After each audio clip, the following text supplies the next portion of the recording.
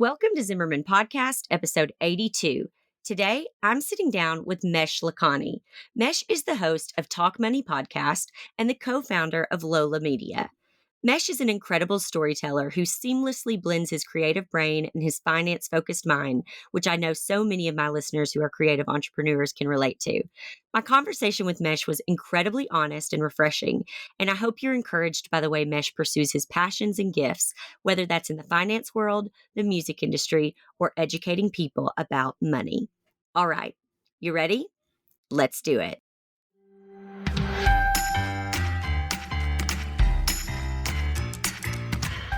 I'm Jessica Zimmerman, and this is Zimmerman Podcast. I'm a serial entrepreneur, mom to three, and professional oversharer who has spent a decade building my business and helping others do the same. From wedding floral design to business education, features in Martha Stewart Weddings and Forbes magazine, and even writing and publishing my best-selling memoir, Sleeping with a Stranger, my business has kept growing, evolving, and changing year after year, just like me. Because the best thing about building a strong business is the freedom it gives me to live a full life. And that's what Zimmerman Podcast is all about, sharing real, transparent, in-the-moment reflections about how to live a life, build a business, and lead a family through the good, the hard, and the messy. That's what we're doing each week, right here on Zimmerman Podcast. Welcome to the show.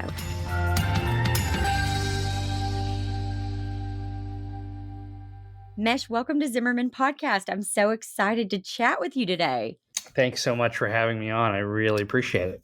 This is going to be fun. Okay, before we really dive in, can you share with our listeners a little bit of your backstory? Because I think you, as a creative, an artist, an entrepreneur who is also a finance expert, will have so much in common with the Zimmerman audience. Yeah. So I grew up overseas. I grew up in Pakistan and I came to the US for college. Went to school at UVA back about, I can't do the math now, but it was 2002. So I'm not much of a finance expert. Can't minus 20 to 20. We can't do it. It's too hard. And I dabbled in initially wanting to be in technology and doing startups. I ended up starting my career in late 2007, 2008, working with a family office trading public equities during the housing crisis, which taught me a ton. And I was there for 4.5 years. And then I moved to New York. I really wanted to pursue a career in songwriting and publishing. That was my ultimate passion at that time. And it was really, really hard. And, I stopped. I don't want to say I quit, but I had a lot of respect for people who pursue that as a career. It is extremely difficult. And you have to have a lot of persistence and a lot of courage. And I just didn't have those things to pursue that. Went back into technology and startup, which I was really interested in still. And then after my parents split up, I took over my mom's side, her assets, and I started managing them and started investing in a lot of private investments. So ranging from venture capital, early stage equity, private credit, private equity, and got a ton of experience there where I met my business partner and launched a fund that we invest in both equity and debt into technology companies. And we're doing that for the last, I think now, going on 5 years. And then I left that. I'm still an advisor there. I'm still a founding partner. And now I'm pursuing back to my creative roots, business education through storytelling with a new company that I've recently launched. And I'm excited about that.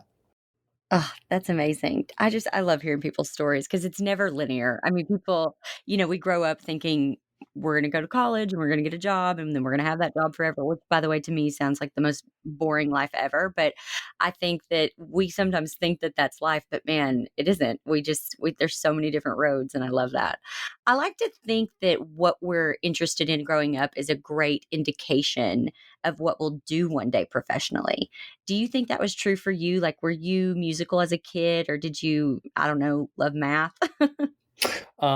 I really love this question and I appreciate it. I was terrible at math. I was good at arithmetic math, which is all you really need to know for Hmm. finance, or the level of finance that I do. Essentially, I'm more on the investment side than I would say I'm in finance. Um, I can proudly say that I got a 1 on my AP calculus exam. So I'm terrible at calculus, and I think I got the worst grade in the class. So I wasn't necessarily good at math, but I did really like music as a kid. I think I played drums in jazz band. I was the vocal quote unquote talent at our talent show of our band, and I loved that in high school, and I loved that growing up. Music was something that was really really important to me, and I think the creative side was important. We'd always do these little videos for class and stuff.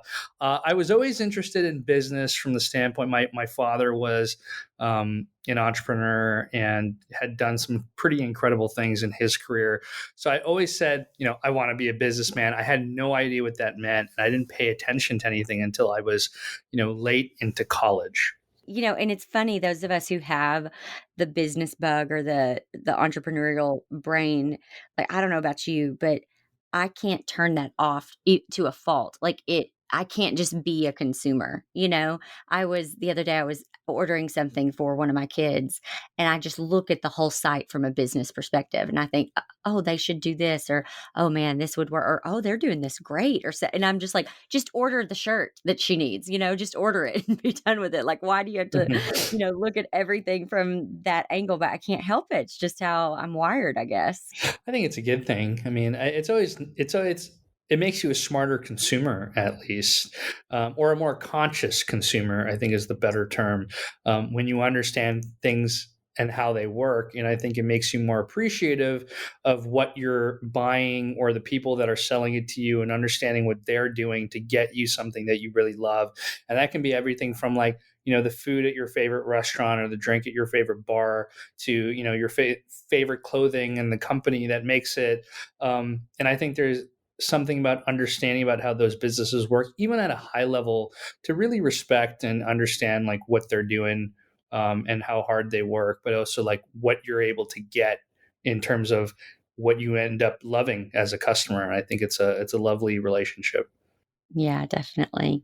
It's interesting because I think that, and I've used this example before about the transition period, this pivoting, moment, and I often think that it is the most difficult place for someone to be, because I think we want to know what's ahead. I call it the hallway, where you're just stuck in the hallway, like the door behind you, you don't want to fully close, because the door in front of you isn't fully open. And if that door in front of you doesn't open, you want to make sure you can go back to the door behind you. And so you're just kind of stuck in the hallway.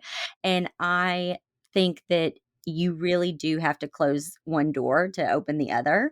And that is really scary for people who, either have invested a lot of time, which it sounds like you invested time in your music dreams. The transition of switching from those music dreams to finance, there's something that is, initially scary, ultimately, transformative in a really beautiful way. And then you did it again, in starting your own business. Can you talk to me a little bit about those transitional times?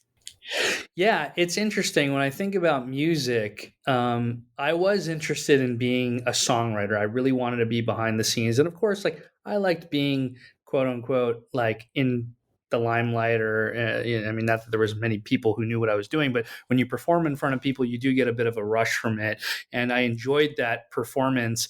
But I was also really, really interested in the business of music. I read almost every single business book on music that was out there. I studied publishing books. I was really interested in how, like, royalties worked, and like how these contracts worked. And I would read every Billboard magazine, because I really wanted to make it in the music business, not necessarily just as an artist. And that's why I was really interested in publishing, because publishing, essentially, songwriters are, you make a really good song, it could last you forever. And I think it's you get royalties that pay you for a long, long time. And I was always fascinated by that. And so, it transitioned me a few times where whatever I'm really interested in on a creative side, I become really interested on the business side. And I don't know why that is. I think I'm just very I like how things work, and I want to be like a player in it, besides just a potential pawn. And that was the same thing with me when it comes now, uh, transitioning in back into creative with podcasting and content creation. The business side of it really, really interests me. Both in terms of like, I think you should be, there's creative talent, and then I think there's business talent. You might have both, you might have one of them, but you need at least the team together for a long-term career. I think you need to have access to both. Yeah, definitely. Okay, can we talk about the music business for just a second? Because it also fascinates me. People probably don't know this about me, but it really fascinates me, and so much so I recently wrote a book and published a book, and I was in Nashville to earlier this year, to record the audiobook, and I have a friend who is a professional singer-songwriter, who lives in Nashville. I stopped by to see him and his wife, and they were asking me about the book, and I was asking them about, um their album because I just looked at it from a point of view. I look at everything, like I said, from a business perspective. And so I was just going, okay, it cost me, and this is something that, in the South is looked upon, looked down on all the time, is you don't talk about money. But I really just think it's interesting because I'm thinking about it from a business perspective. And I said, okay, if studio time cost me this much money, for to record this audiobook, what does that look like when you're recording an album? Do you make sure all your ducks are in a row and you get it all done and then you just go in and record, or are you recording a song at a time? Like, what does that look like? I mean, I just am so fascinated by all of that. But my real question for you is, as a songwriter, are you always writing songs? I mean, even if you're not literally writing them down, do they just come to you? Um, well, there's a few. One, congratulations on the book. I mean, I Oh, well, think thank you. you've had an incredible career, and it's super cool to be able to publish something like that, and then be able to do the audio version of it. Like that's the time that we're in right now, where there's so many mediums to the same piece of content that you make. So, congratulations to you. Thank you. I Um, appreciate it. it's interesting that I really want to touch on the thing that you said that, in the South, you don't talk about money. And I do believe that money, it's considered a taboo topic. Where I grew up, it was the same thing, because it was more about like, you don't want to like gloat about things. At the same time, like it's so necessary these days to have transparency around that, because you could learn so much from each other if we just shared certain things. We wouldn't have to go and like, all the lessons we'd have to learn to like figure out how much that studio time costs. Absolutely. Um, and I do think that's something that I would love to see culturally change. It's something that I'm, very excited about doing in a way that's acceptable. In terms of songwriting, at the time I was doing it, I was definitely like writing all the time, like all the time, like every night I would sit there. I would. I think cliche would be the right word to use. I would get like a small bottle of bourbon and like mix it with a Coke or something, and I would sip on it and try to get inspired. It was terrible for your health, but I would pop out these songs, and then something just hit, and I just like I think I associate writing with like that time in my life, and it's been really hard for me to do again. Like it's really hard for me to sit down and get back into it, because I just am reminded of like not pursuing it to the utmost capacity when I was in New York. So I do believe the ones that succeed are writing all the time. And I think, an obvious example of that would be someone like one of the biggest names in songwriting and music would be like a Taylor Swift. She's writing stuff all the time. I would assume that she's written thousands upon thousands of things, and we just haven't heard a lot of it. She's picking the best ones of it. And I think that's with everything. Like you just have to keep practicing, and not everything is going to be good. But you're going to have some winners in there eventually. But you know what else I think? It's interesting you brought her up, because I think that what comes so easy to us, what we are naturally just so good at, I think is often what we are meant to do. But I think most of the time people think they don't even realize that that's a gift. You know what I mean? Because it just comes easy to them. And it could be, as easy as or as as simple and as mundane as organizing kids stuff to get ready for school. You know what I mean? Like it could be just as simple as that. And there are people out there who are fantastic at it. And there are people who have the worst mornings ever because they just don't know how to do it. And so the person who can figure out that organization, just because it comes so naturally to them, and then solve the problem and get it out there, like it doesn't feel like work, but yet it solved a problem and it's so good. But I guess what I'm trying to say is, yes, Taylor Swift is so good because it just comes naturally. I mean, I watched her documentary and it just looks like effortless. Like I just think that does not come naturally to me. It would take me 19 years to write one song, and it would be probably the worst song ever. That is not my strength. But it's almost just like we have to lean into what is easy for us, if that makes sense. Yeah, I would 100% agree with that. And I think that, there is natural talent. There's certain, like her talent, it might not have necessarily been actually songwriting, but it's her ability to like tell a story, and songwriting is the format.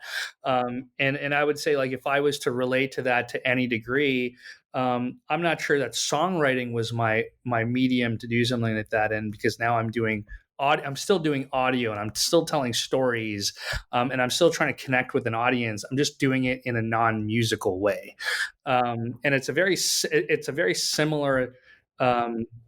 There's this very similar way that I used to think about it with music, and I think that's what's gotten me excited again, is that it reminds me of those times. I'm just doing it in a different way, but the formula is the same.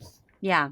Oh, I agree. I mean, same with me. I think if you ask me what comes easy to me, it's sharing vulnerably.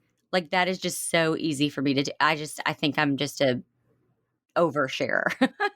And so I can do that through this podcast. I can do that through a blog. I can do that through the book. I can do that, however it needs to be done. But it comes really easy. And that's really hard for a lot of people, to share vulnerably about their lives. So I'm right with you. I'm right with you. Well, you also create a very comfortable environment very, very quickly in. I mean, literally 20 seconds in, I felt like I was in a safe space. So I appreciate that. Well, thank you. I'm glad you think it's a safe space because I don't know, it's just fun to talk to people. I love it. You had kind of a baptism through fire learning about finance during the 2008 financial crisis. The wedding industry, which is where I kind of started out and came from, has been uniquely hurt by this pandemic in that all the things kind of that weddings require, like large gatherings of people, shared food, kissing, are discouraged right now. What can you share with us that can help wedding professionals learn from this pandemic financially? It's interesting.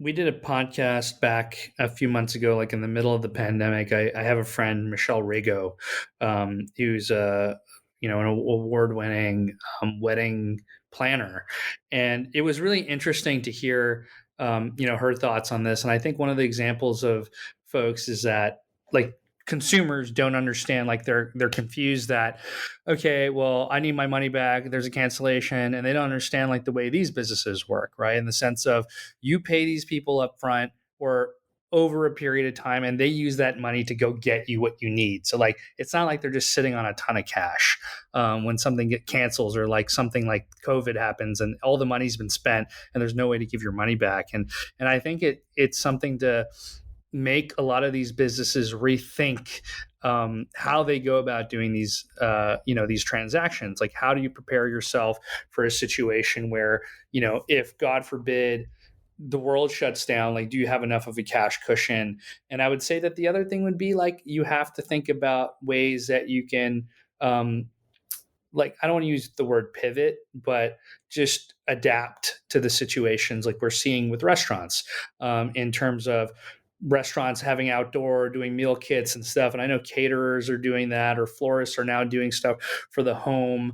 And it's just remembering that you have a skill set, and your skill set you've chosen for a wedding industry, but it doesn't necessarily have to be for the wedding industry if the wedding industry doesn't exist for a certain period of time. You can still apply your skill set to like other industries and think about the ones that are doing well and how can you use your skills for that.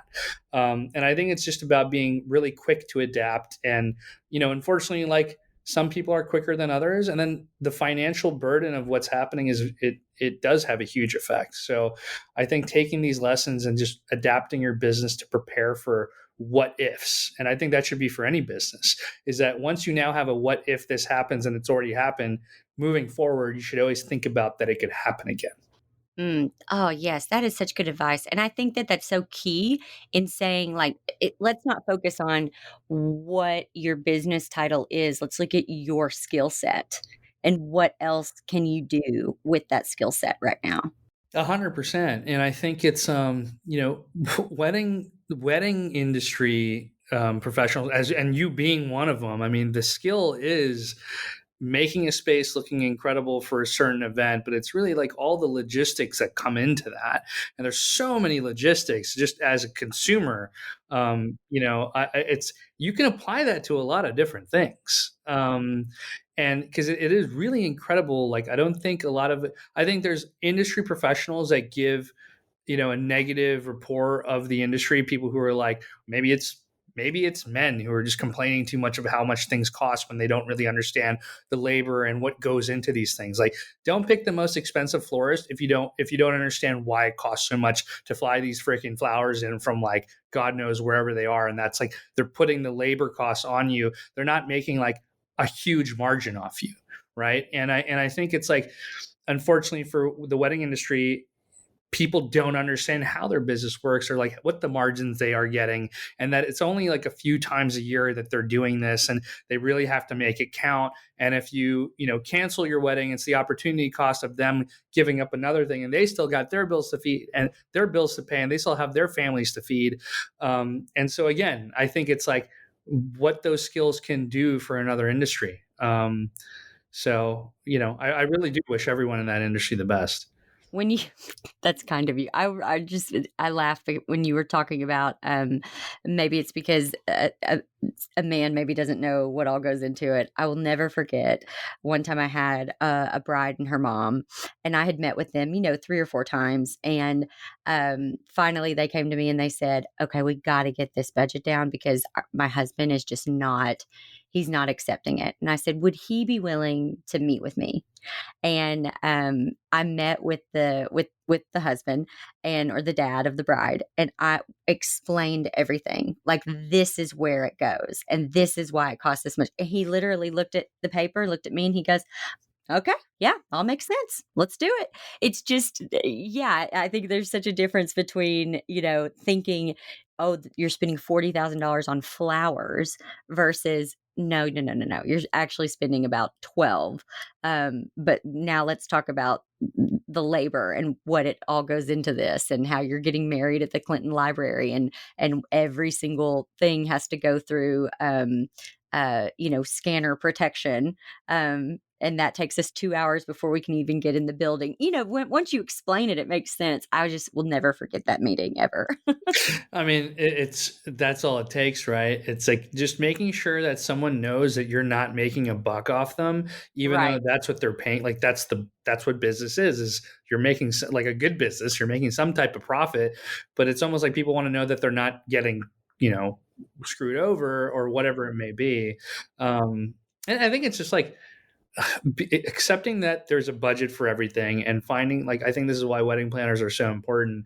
Finding a wedding planner, telling the budget, and sticking within that, and having that person do what they do best, which is, Yeah. hey, I know you wanted the 6-piece band, you can only have like the DJ, Right. unfortunately, and Yeah. I think that's what's not going to break your bank account, is someone telling you no. Absolutely. I think every single person that ever came into my office, I said, it's like going to the grocery store. And if you get 3 carts of groceries and you go to the checkout and you hand them $100 bill and you say, this is what I'm paying and this is what I want, they're going to say, give me more money or go put some stuff back. Like, that's just, that's the way the world works. And it's the same with weddings. You can't have everything for a certain amount. You've got to make some choices.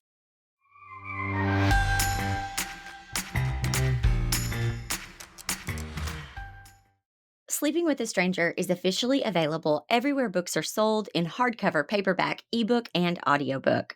Since the book's launch, I've been amazed by how it's been received. From being named a bestseller by USA Today, The Wall Street Journal, Amazon, and Barnes & Noble, to incredibly personal and touching reviews from my amazing readers. It's been such a wild journey. Here's one of my favorite reviews. I got the book in the mail today and finished it before going to bed. It's not that it was an easy read, it's just that I could not put it down. There were so many truth bombs that I could resonate with in my own life, but I will have to skim back through a second time to highlight them since I couldn't stop long enough to do so the first time. I don't remember the last time, if ever, I have wanted to read an entire book in one day, but this one I did. I can't wait to share this story with you. To get your copy, go to jessicazimmerman.com today or wherever books are sold. And to make sure you get all my upcoming book tour updates, join the newsletter list now.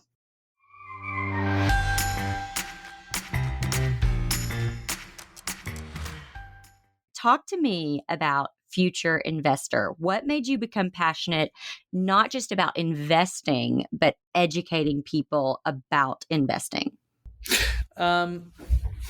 Yeah, no, it's a good question. So it's funny, I haven't heard the word future investor in a long time. That's what now is transitioned into Talk Money, which is what it's a very similar concept, just a different name. But it started really, I think it was about 5 years ago. I just really wanted to build like some form of online courses to teach people what I was learning or what I had already known and explain it in very simple terms and just bring a bit of that intimidation out of the equation. I didn't study finance or business at school. I was a foreign policy major. I didn't actually have the grades to get into the business school within my undergrad program, which was my fault. But at the same time, like it was something that I really felt like I needed, but you don't really need it. Everything's online. You just need curation, and you need someone to tell you like, hey, an MBA or like working on Wall Street or any of these things, like, yeah, it's good for whatever you need it for, but just remember, like, you don't need it to understand these things. And it shouldn't be this complicated. And the complexities are really just also part of a marketing for a business. Wall Street keeps things complex because that's part of their business. It's because that's why they're getting paid to do what they do. Or a business school is charging you $200,000 because like you need to go through this and get their stamp of approval to get a better job. But if you don't care about those things, you can learn these things and they're pretty simple to understand, but you do need you do need a foundation. You do need to find someone who can like speak it in a way that relates to you and find things to give you as an examples or case studies that are relatable to you. And my inspiration was really more like I didn't learn. I learned in an unorthodox way, and I remember being intimidated, and I remember being insecure about this, and I'm not now.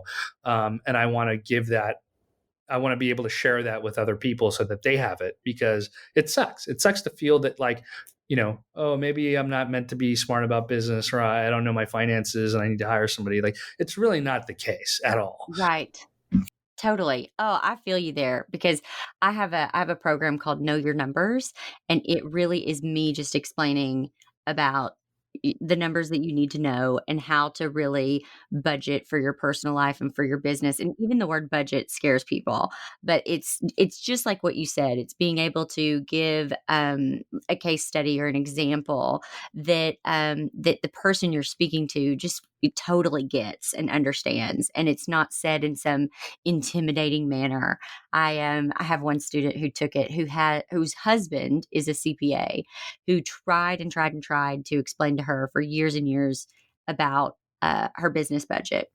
And she took my program and she finally understood it because I spoke her language. You know what I mean? And that's what it's about. So I'm sure you are helping so many people by just giving them examples that they understand and simplifying it. Because you're right, it's really not that complicated.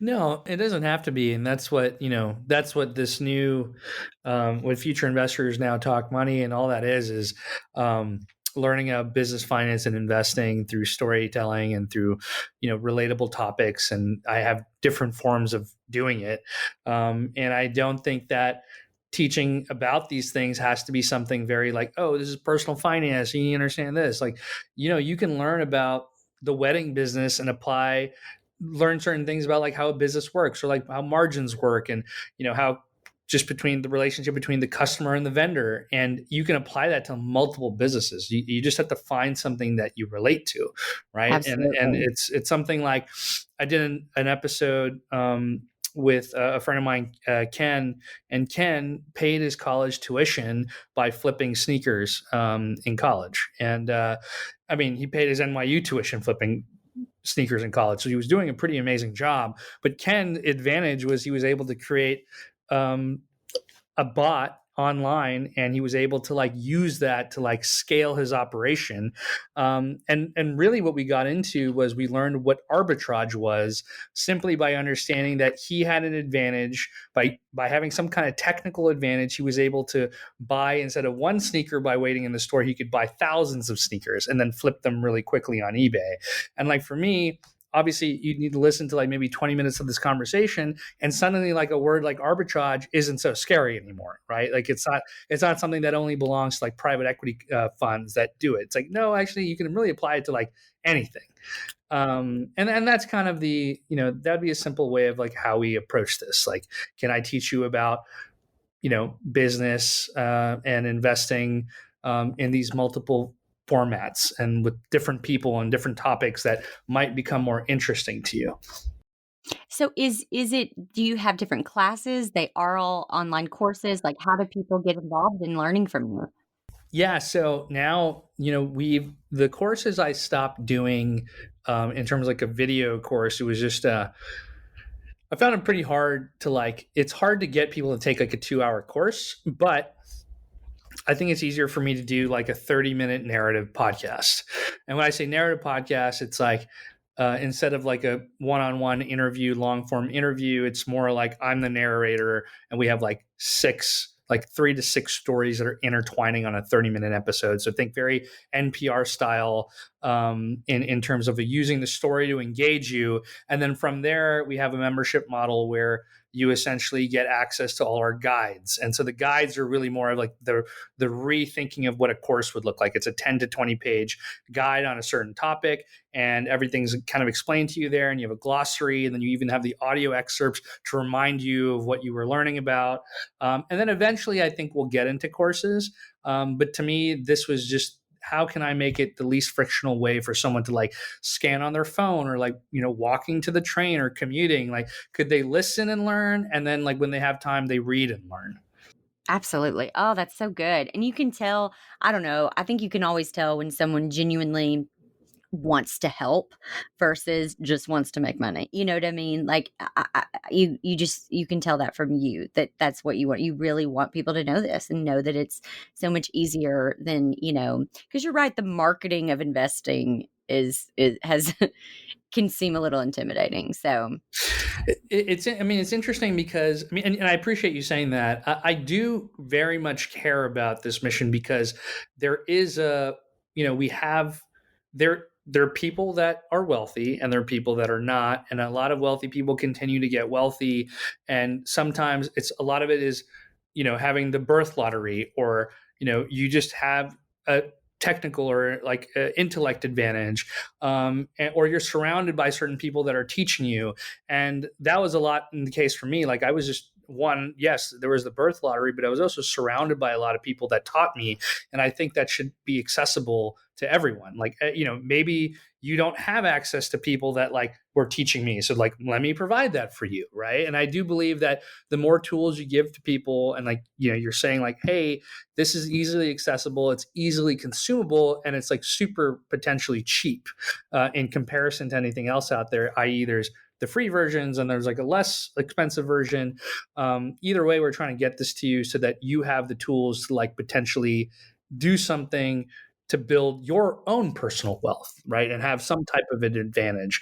And I think there's a lot of folks like myself, including yourself, who care about doing this. And I think it's just about, the more of us that are out there, eventually someone's going to find the one that connects with them, and, hopefully they learn from them.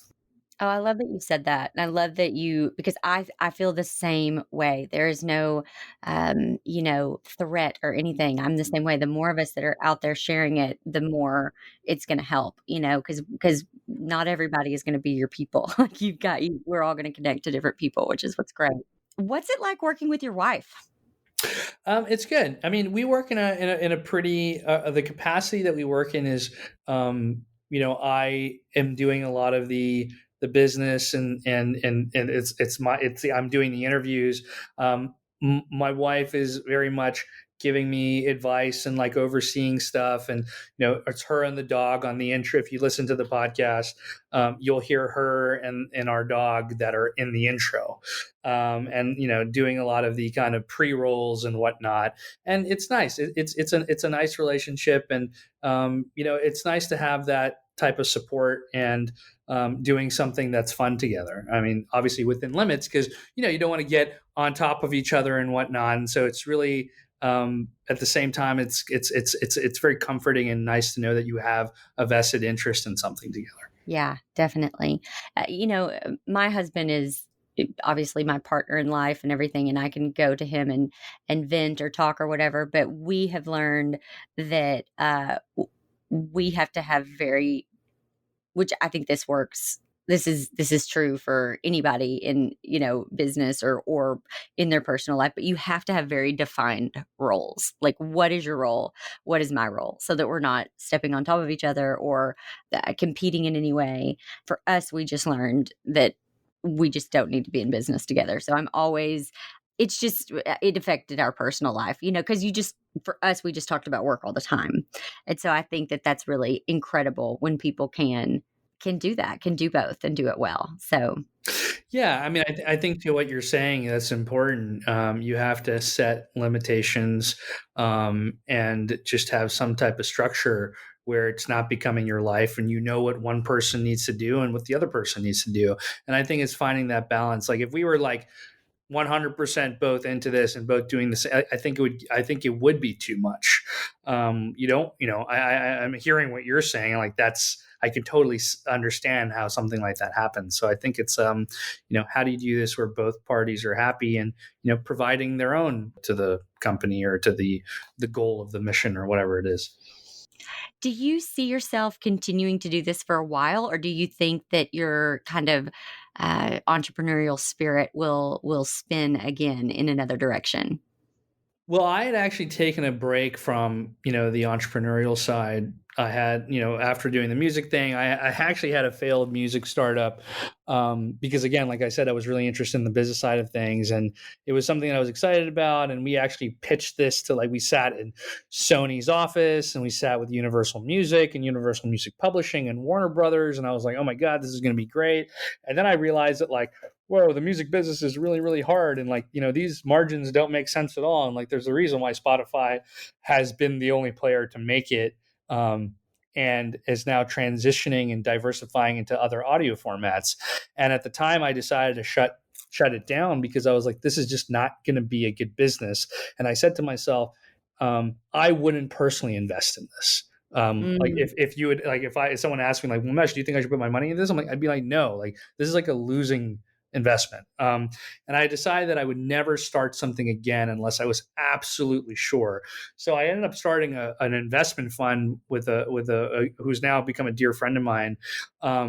And I guess that is a business. I mean, it is a business. So we did start a business together, and we worked for 5 years on it, and we raised tens of millions of dollars, and like we've invested in it, we've done well for our investors, and it opened up huge doors for me. And it was like a real grind, and it still is.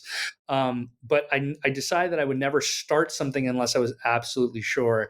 And about 2 years ago, um, I was really sure about this. I was like, I want to get back into content creation. We're not back into content creation. I want to get back into creation. It just so happens that this is content creation. I've always had a passion for education, and because like the Future Investor was really like a side project. I built 2 online courses, and one became really successful. It was a free course, but it also opened up a lot of doors for me. And I was like, okay, I want to do content creation, and I want to do it in education, but I want the topic to be business and investing, because now I actually have the experience to tell people like stuff and like go find and curate people that I want to interview and all these things. And so I basically went all in on that started thinking about it 2 years ago and then went all into it a year ago, back in November of 2019. And so I think I'll be sticking with it for a while. Like this to me is like, this is it for me for now. And I think what I would love to do is like, I love it. This is it for me for now. yeah, this is it for me for now, at least like for the next, I would say 5 to who knows how many years. When I say for now, it's like I would probably I'd probably do more investing personally. Yeah. Versus I don't think I'd ever start a fund on my own, but I would do investing as an individual, which I still dabble in here and there, but that's something I will always do. I think what you said was so just right on the money. Are you willing to invest your own money in it? Because when you are willing to invest your own money in it, I think that that is when you know it is true, it is right, it is the direction to go when you feel that passionate about it. Um, but when you're not, then it's like, why would you spend your energy on it? So I think that that was so smart. I know for me with my book, I mean, listen, I invested 6 figures into getting that thing done. And there are lots of ideas that I've had that no, there's no way I would invest that. I'm like, no, that's not going to happen. No, no, no. But this one, for whatever reason, I just felt so certain that I was supposed to do this. And so I was willing to invest my own money in it. I didn't get investors or backing in any way. Like this was my money. And we'll see what happens, but I just felt really strongly about it. And that's something I remember when I was making the decision, because that was basically that was what I had. That was it. That was kind of like what I had kind of put aside. And I remember my husband just saying to me, okay, so it's like, if it all fails and you lost it, would you be would you still be glad you did it? And then look at the other way, like, if you don't do it, will you for the rest of your life wonder, what if I did that? And for me, that was really the answer. I was like, yeah, I will wonder every day for the rest of my life. Like, what if I had gone through with that? And so that's what made me pull the trigger. I think I have the exact same experience as that, where you just think to yourself, I could go do this other thing, but like, do I really leave this on the table? And I think it's one of those things where like conviction is a really, really important part of one, putting your all into something, but you have to be realistic about it. And I do think that experience gives you that. I would say that your experience and what you've done and, all the things that you've accomplished and the way that you've done it, like in terms of having an audience and all these things, like it probably made a lot of sense. Like, hey, I'm actually really good at this. Like I should double down on this. And I think I'm kind of coming to the same realization myself. Like if someone offered me a job, and I did get offered a job, even what we have, I still have the fund, but someone was like, "Hey, you should work at our fund," and I was like, "Look, I'm just going to be like a cog in your fund. Like no one's going to like remember me. Like you guys might not even remember me after a week, or I could put all my time into this and like actually like do something." And I decided to do the latter, and again, I agree. Like I have a conviction, and if someone said, would you put your own money into it? I'd be like, yeah, I already have. So, and I'm hoping that that's the only money that we'll need.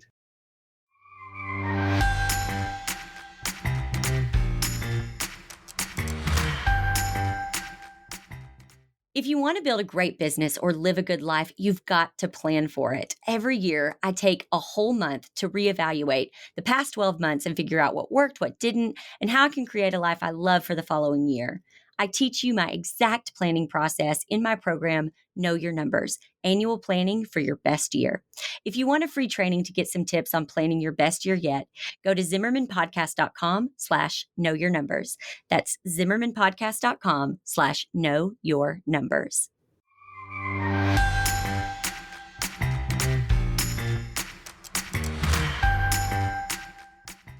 Do you have a piece of investing advice for me or for our audience? In terms of what? Like general investing advice Yeah, or I think that there's probably people listening. Okay, so for me, so my husband was a financial advisor for over a decade, and he took care of us all on his own, and then he got really ill, and that's when I had to kind of go, "Oh Mm, gosh, I gotta take care of our family for the first time ever," of course. and figure that out. And, he was always big on, putting money into your 401k. He did that from, the second he got out of college. We read a book called Automatic Millionaire, which is just basically talks about paying yourself first, and which basically, for anyone out there listening, it just means that get your paycheck set up to where, 15% of it or whatever percent is going into some other account that you never see, whether it's 401k or savings or something. So that, because when you see the money in your checking, you spend it. That's just what it is. And then, I am a big believer because my father and my grandfather told me if I ever get the opportunity to invest in land, to buy it because they're not making any more of it. That just makes sense to me. Like, that makes sense to me. So I've invested some money in land because that makes sense to me. My husband's done a little bit in real estate. He's not doing that right now, but it's just interesting. I think sometimes people hear the word investment and they think all that means is some type of annuity or fund or, which again are those words that you said at the beginning that might intimidate people. And so I guess investing is really about financial wealth and wealth building. And so or is it different? Is there a different definition? No, I mean, look, I think you're right. Like, the point of investing is to build wealth, and to grow your wealth. And I mean, otherwise, what's like you could get negative returns and like it'd be okay. Um, and I would say, like, I would probably bucket this into a few different places. I would say one, um, it's really important to not like follow the herds that are out there. Especially now, we see, all these. There's a lot of headlines, and like you have to remember, like CNBC and these things are like they're 24-hour news. Like, they need headlines, and like don't get the FOMO. Like, don't feel like, oh, I'm missing out. Like, I'm going to download this trading app and start trading because that's how everyone's making money. Um, like, don't follow, like, unless you understand what you're doing, don't Yes. don't do what someone else is doing unless you Yes. want to take the time and understand it, and then you think it's a good idea. Just like what you're saying about land, like, understand what you're investing in. Don't feel like you're being rushed. Don't feel like you're going to be missing out. There's always going to be something there to invest in, and you're better off understanding it and then putting your money into it, and then not really messing with it, to be Right. honest. Right. um, and then I think it's just thinking like, okay, well, there's stocks and equities, which is I get to like invest in companies that are going to be potentially bigger from what I invested in. And if you're thinking about buying, like, of course you can go to index funds and all those things, and there's great platforms for that. But like, if you're like, I really want to buy a stock, like, which one should I buy? Or you're asking your friend, like, which one should I buy? Stop asking people like what they're buying. Like, think about a company that you really, really like and you really, really enjoy, and you use it every day, or you use it once a week, or you can't live without it. And then imagine, are like hundreds of thousands or like a million other people also doing this? I think so. And do you see that changing? Not really. Okay, well, maybe that's a company for you. Like, do you understand the product? Sure. Like, okay, maybe that's a company that you would potentially want to buy, dabble in it and see how it feels. Don't put all your money in at once. Dip your feet in and get a feel for like it losing money and making money. And I think that's what's going to help you like understand like how it feels. And then it's like it's really a matter of don't invest more than you can afford to lose. And I think that's simply Yes. like don't take these like, if the risk reward is going to be, well, I can make a ton of money here, but you should be thinking the other way. Like, if the reward is really high, assume that the risk is also really high. So therefore, like, repurpose the amount of money that you want to put into it. Don't be like, well, I can make a ton of money here. It's kind of like the example of it going to a casino. It's like, well, if I put all my money on this, like, I could actually double it. But you're not actually thinking about losing it. And you should also be thinking about the losing it part. So don't put all your money in it, put like 10% of your money in it. And if you make money, great.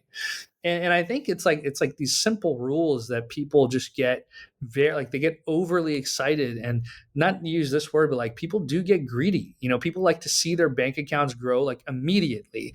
And I think real wealth is created over a long period of time. No matter what you read on the news, no matter what people say, no matter what Instagram ad told you that that they took $100 and made it $100,000 and they can teach you that too, it's bullshit. Right. They're That is trying to not sell you real life. something. It's not real life. Like maybe someone got lucky.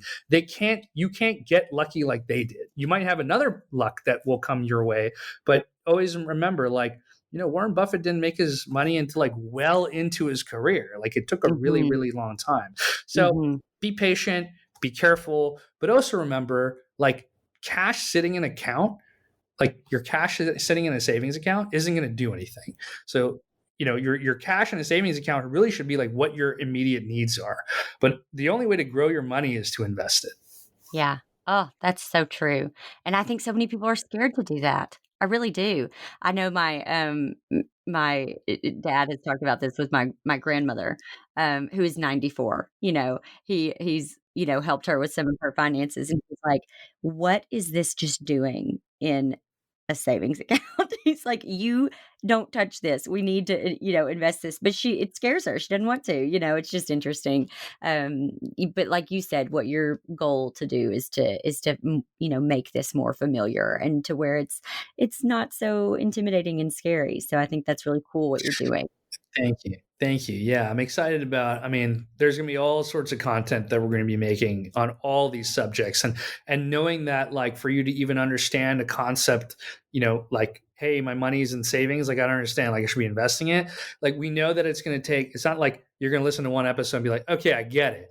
Like you're going to have a entire library of stuff that, like, I'm just kind of imagining, like, if you had a library of all sorts of business content, investing content, and it was entertaining, you just keep clicking around and they all start adding up. Like it's like you're going back to school, except it's just in a different format. It's like learning to cook, to be honest. It's like Yes. learning to really cook. It's like you are not gonna master, chopping that onion the first time. Maybe one day you learn the onion, and then maybe one day you learn about sautéing, and then maybe one day you learn like, "Oh, I can't put the heat on that high with the butter or the butter burns." Like it takes a while to learn how to like perfectly saute that onion for the base of your soup or whatever. It's layered, so you got to keep going with it, and then eventually you just are like, people are eating that soup and they think you're incredible. That's an amazing analogy. It is You like can have it, take to it.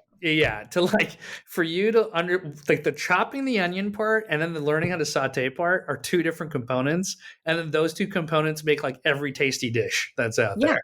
absolutely, I absolutely. love that analogy. That's great. It's yours. You can take it. Thanks. Okay, so here's my final question. I ask everyone who comes on the podcast this question, and it's fitting for what we've been talking about. So, if you had Oprah's money, okay, billions of dollars, and you had to spend it on yourself, something totally selfish, what would you buy? I went over this question numerous times because I was trying to see like the angle of where I could say something really like plurific or whatever it could be to make myself sound really good. But like I Right. love you put in the disclaimer, like it has to be on yourself. Yep. Has to be And for yourself. look, I I honestly was like, okay, yeah, if I had Oprah type money, I would love to buy a beautiful house in like South Kensington in London, because that's where we used to spend our summers. And I have a lot of family in London, and my sister lives there. And the idea, like, these properties are so freaking expensive, but the idea that, like, and growing up overseas, like, London's always been like a trend, like it's kind of the middle city where everyone is, like, where everyone meets. Like, we're in the US, we have a lot of family in South Asia and in Dubai and stuff, and in London. And to be able to have a beautiful home in London, London is a beautiful city. I would love that. So that's what I would do with Oprah money. And if you haven't been to London, hopefully one of these days you can go visit. And, like, South Kensington's a beautiful place. It is. It is such a beautiful place. And here's what that answer tells me about you. This is why I asked this question, because I think the answer tells you what is most important about the person. And it sounds like to me, what's most important is connection and relationships, that quality time that you get with the people you love. That is, I would say that's pretty important to me. Yeah. I love family and I love my friends. And, if we could have a place where we could all hang out and it was big enough, that'd be ideal. And London's a cool multicultural city. And, I hope that they make it through this, just like wherever you are out there. Hopefully this all gets better soon. Right. Mesh, this has been so fun talking to you. I have really enjoyed it. Tell everybody where we can find you. You can find me at thetalkmoney.com. That would be where we do all our cool education content stuff, and that's the podcast, Talk Money. And you can find me on Twitter at Mesh Lakhani. Perfect. That sounds great. Thank you so much. Jessica, thank you. Really appreciate you having me on. This was a lot of fun. Thank you. Mesh, thank you so much for sitting down with me today. I've had just a handful of male guests on Zimmerman podcast, and I'm so glad Mesh was one of them. Whether it comes to investing in stocks, in property, or even in yourself, I hope this conversation guides you in your next career move, pivot, or goal. If you loved this episode as much as I did, would you go subscribe and review Zimmerman podcast? Your reviews help me create more free content each week, and they're also really encouraging. Thanks for listening to episode 82. I'll see you right back here next week on Zimmerman Podcast.